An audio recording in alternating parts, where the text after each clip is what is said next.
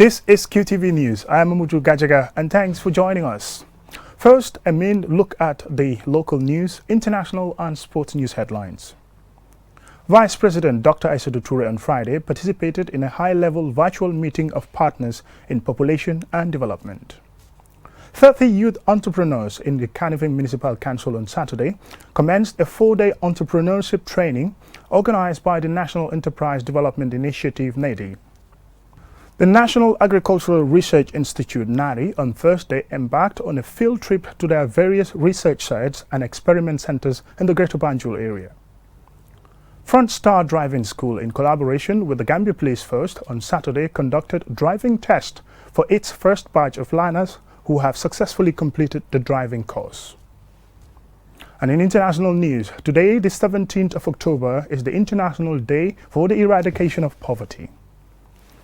In sports, in the CAF Champions League semi-final, it is Wydad Casablanca of Morocco who will host Egypt's Al Ahly. Those were the main news headlines, and now the news in detail.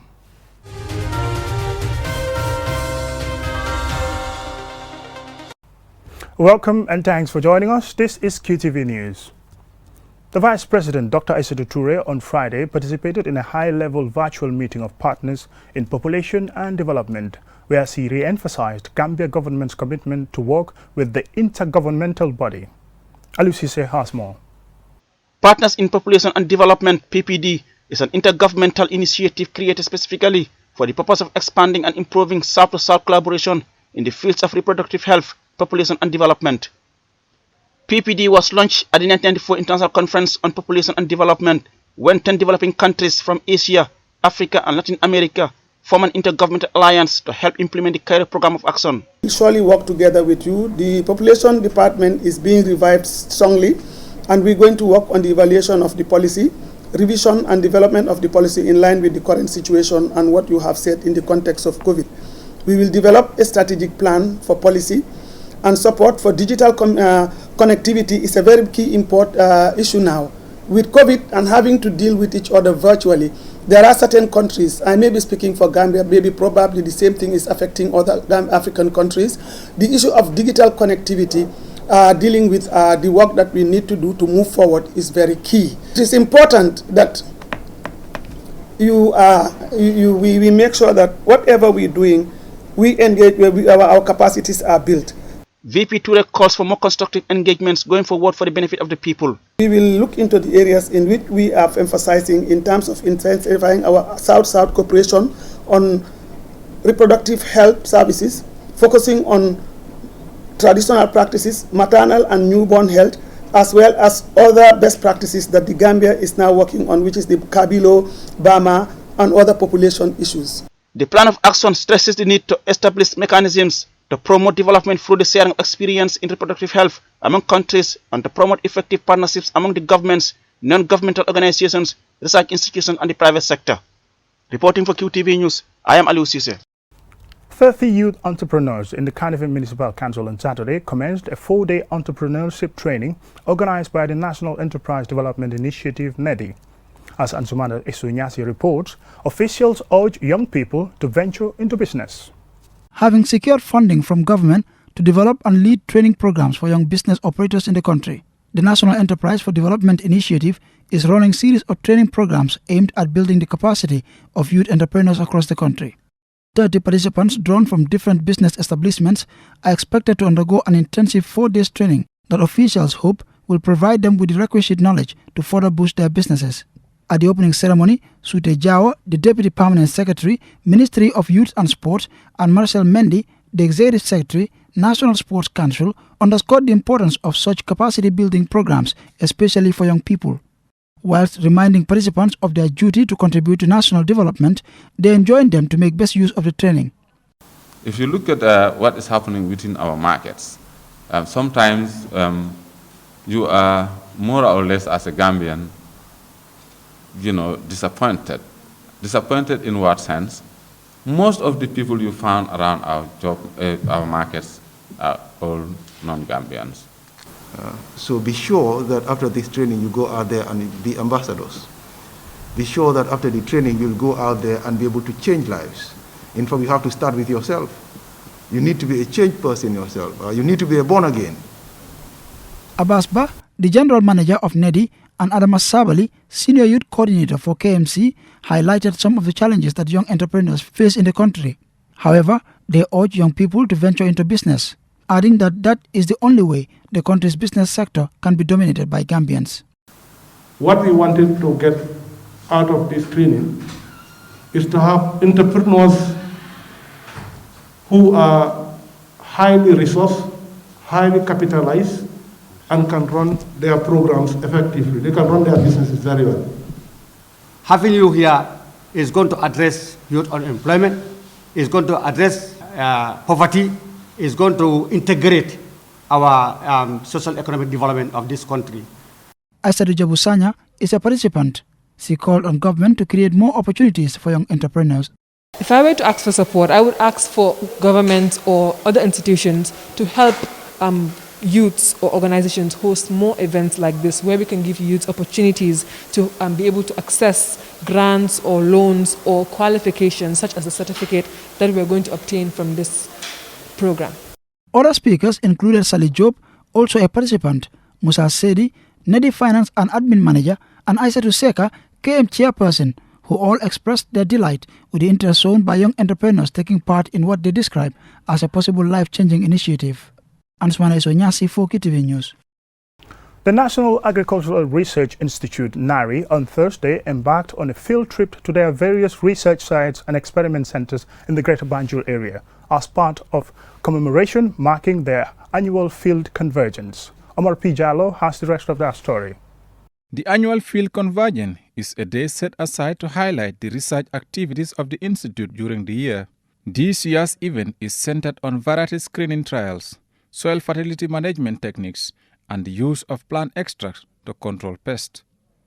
At Field Site 3 in Yundum, the Director of Research at NARI, Dr. Lamin Diba, said the Institute planted 45 groundnut varieties so as to know their tolerance level of aflatoxin, 11 maize varieties, Findi, cowpea, amongst others, to test their climate adaptability, maturity period, and resistance to pests and diseases.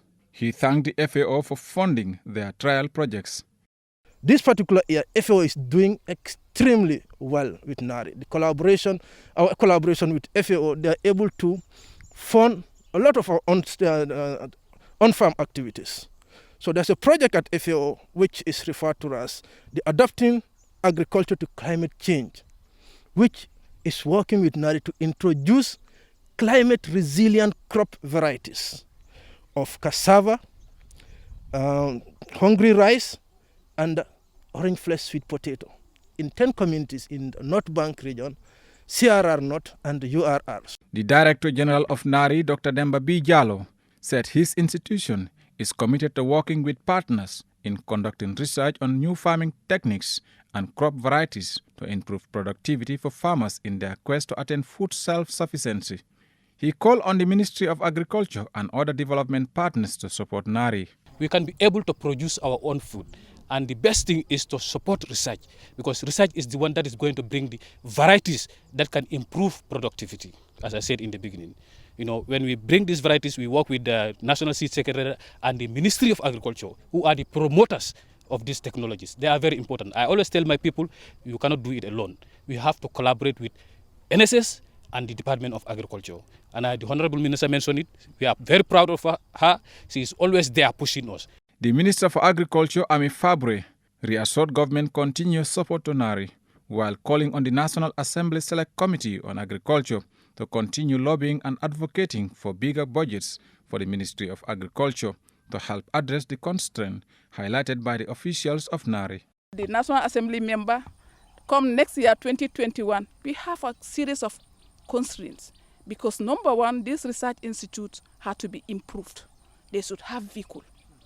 Secondly, we have quite a number of seed stores in this country. Any village you go to, they have seed stores. Most of them are dilapidated. And if we want to be self-sufficient in seed production and also to reserve our seed for planting material, those seed stores has to be rehabilitated. The National Assembly member for Oponyomi, who is also a member of the Select Committee on Agriculture, Honorable Omar Dabo, assured the committee's commitment to defend and advocate for a budget increase for the Ministry of Agriculture come 2021. That's our responsibility, approving, and lobbying, and also advocating on behalf of a particular ministry we are attached to. And that's the only thing we can do. And that was the reason why last year we were able to advocate on behalf of the Ministry of Agriculture to be allocated another extra $100 million.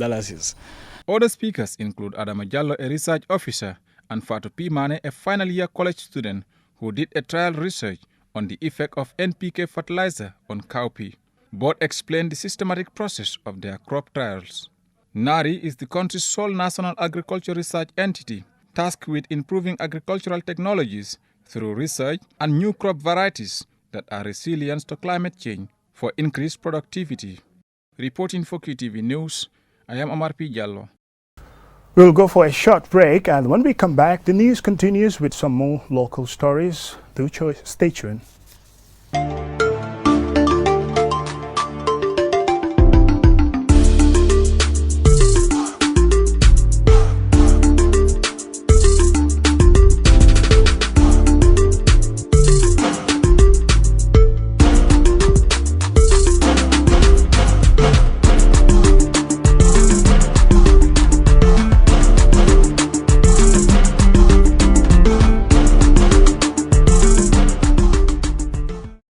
Welcome back, and this is Qtv News. Front Star Driving School, in collaboration with the Gambia Police Force on Saturday, conducted a driving test for its first batch of learners who have successfully completed a driving course. Babukar C. has more. The aim of the police testing is to train drivers maintain a high level of competence to help minimize unnecessary road accidents, which are becoming a common occurrence. Established in May 2020, Front Star Driving School have helped these learners build a solid foundation of skills and knowledge that can and will be utilized for their time on the road. The manager of Front Star Driving School, Antoinette Mendy, stressed the importance of people going through the right channels before they start driving on our highways. The reason why we come up with this initiative is to make sure we collaborate with the Gambia Police Force to help people, especially the youth, in the minimization of road accidents. We want to make sure road safety is our concern anyway. That is why we come up with this thing. Before starting the school, we have several meetings with the police and so many meetings conducted by the police with us. They've given us so many rules and regulations that they want, and they want to work with us because they've seen our dreams, they've seen our goals, they've seen what we want to achieve as young Gambians. We are ready to train every citizen of this country, anybody that is in this country. If you want to be a professional in the driving, you come to Front Star and we will teach you all the skills of driving. Lisa Sima is one of their best learners in the school. She recommends Front Star Driving School for beginners and those who want to know the rules and regulations of driving to perfect the art. ñëw si school bi daal moo gën a important parce que dang dee xam rules si driving ba pare dang dee xam rules si traffic yi tamit waaye comme soo ekkatee moto ni di dawal doo mun a xam rules. Coming to Front Star Driving School is very important because you will learn to drive and know traffic rules. It is better than just taking a car and driving it like that without being qualified. I have learned a lot within the few weeks that I trained here. I'm calling on everyone to come to Front Star Driving School. The head of the drivers at Front Star, Malik Mbai, urged people to visit the school as they are ready to help all their learners become competent drivers. He added that driving a car is one thing, but knowing traffic rules and regulations in both theory and practical is vital. Abdullah Baji, Chief Inspector from the Gambia Police Force, said the reason why they are conducting the test off the road is to first identify the skills of these learners before using the highways. Our drivers should definitely have a change of mindset. Most of them will only go on the road and have somebody to just drive, train them how to drive. The moment they are able to move the vehicle, go forward and backwards, they think they are okay. And that is not what is enough. What they need to do is they have to do the standard driving training so that they will know the skills that are involved in driving before they actually go on. It is true that there are a high number of road accidents, And in fact, most of these road accidents are caused by people who can only move a vehicle and they think they can drive. And they don't normally have the basics, the skills that are required for them to drive. Unnecessary road accidents are mostly caused by drivers who have not been through the right channels before securing a driver's license. As a professional driving school, officials at Frontstar say they do not only teach students how to drive, but also how to maintain your car and get you acquainted with traffic rules and road signs. They added that their location at Westfield is strategic and easily accessible to all. Babukar Si, Qtv News. We will now take another short break and we will continue with international news and sports when we return.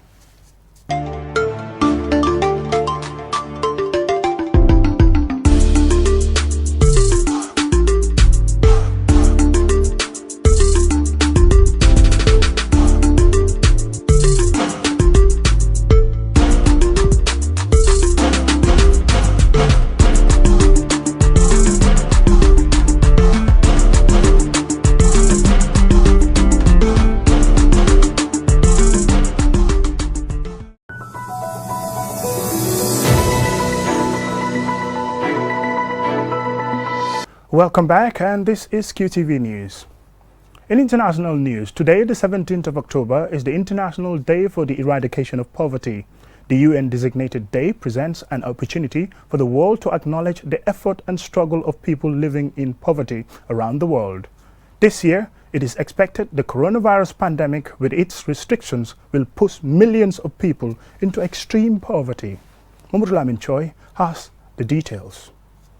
Extreme poverty is defined as living on less than $1.90 a day, and according to Biennial Poverty and Shared Prosperity Report, this is likely to affect between 9.1 and 9.4% of the world's population in 2020, marking a regression from the rate of 9.2% in 2017.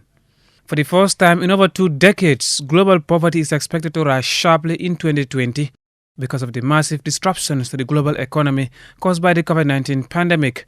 Furthermore, factors such as persisting conflicts and climate change also contribute to grinding more people into poverty. According to the World Bank, these factors are already slowing progress of poverty reduction. Between 88 and 115 million people will be plunged into extreme poverty in 2020, according to estimates, marking the greatest reversal of poverty reduction gains in a generation. This number is projected to rise to 150 million by 2021, depending on the severity of the economic contraction caused by the pandemic. Ironically, prior to the pandemic, global poverty was projected to drop to 7.9% in 2020. In these extraordinary times, we need extraordinary efforts to fight poverty. The pandemic demands strong collective action. Governments must accelerate economic transformation by investing in a green, sustainable recovery. We need a new generation of social protection programs that also cover people working in the informal economy. In sub-Saharan Africa, between 26 and 58 million people are reported to be on the brink of falling into extreme poverty. A 2% increase in poverty rate will likely set back the continent's poverty reduction efforts by 5 years. To recover from this, sub-Saharan Africa could need an economic stimulus of about $100 billion support, according to World Bank. On the African continent, with a loss of about 30 million jobs during the coronavirus pandemic, countries in West Africa and Central Africa are reported to comprise about 60% of the people who have newly found themselves victims of extreme poverty. For the Gambia, a low-income country ranked by Human Development Index as 174 out of 189 poorest countries in 2019, 48% of its population is in poverty. In the last 10 years, the country's food insecurity and malnutrition have remained unchanged or have worsened, according to the World Food Programme. As this will inevitably worsen as the pandemic hits our economy, post-COVID-19 economic recovery strategy is the puzzle facing the government. Mahmoud Lamin Choi, Qtv News. The World Health Organization (WHO) has warned that Africa cannot afford a second wave of COVID-19, saying it would be devastating, especially to the economy. This story by Loli M. Kamara is narrated by Mahmoud Lamin Choi. The warning comes as infections continue to spike in many countries that have recently been easing restrictions and reopening borders and schools. The health body said the virus will run out of control if African countries continue opening up without adequate interventions in place.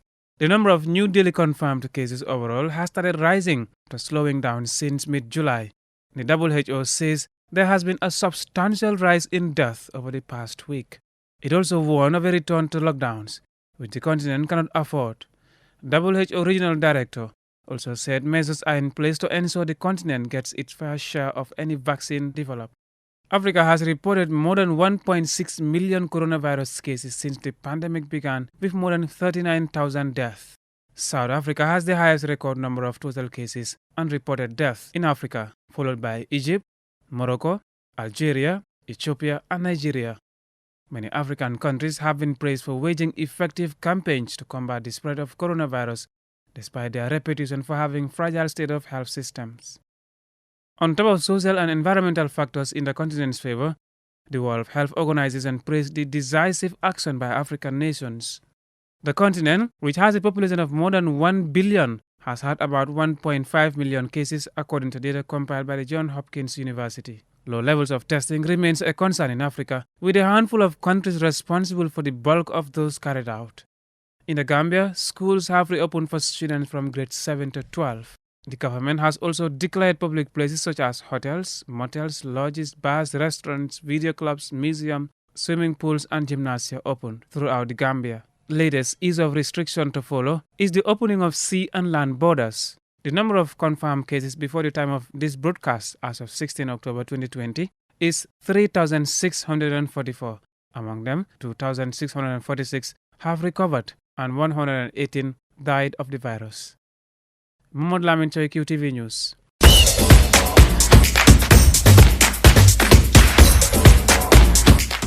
And now on to some sports news. In Africa, the big match is Wydad Casablanca of Morocco, who are playing against Al Ahly of Egypt. And this match is currently going on in Morocco, and we'll give you more details about it on Monday when we come back. More in this report. Two of Africa's clubs heavyweight, Wydad Casablanca of Morocco and Egyptian giants Al Ahly, play in a match that many call a final before the final. Wydad will be hoping to avenge last season's final loss when the Tunisian side Esperance won the game after Wydad walked off the pitch following an offside controversy when it transpired that the VAR system was malfunctioning, with CAF conceding the title to the Tunisian outfit. Gambian referee Bakary Gassama, alias Papa, was at the center of the controversy as referee on the night. Al Ahly on their part will be anxious to add to their African Champions League hauls, with being it 7 years since their last continental glory, and are aware that any potential final will be staged on home soil. For the pre-match reactions of the coaches ahead of the game, Miguel Gamondi, Wydad's coach, says, "This is a crucial game. Our target is to go to the final and lift the cup. We had a tight schedule in the Moroccan Botola, but my players are ready.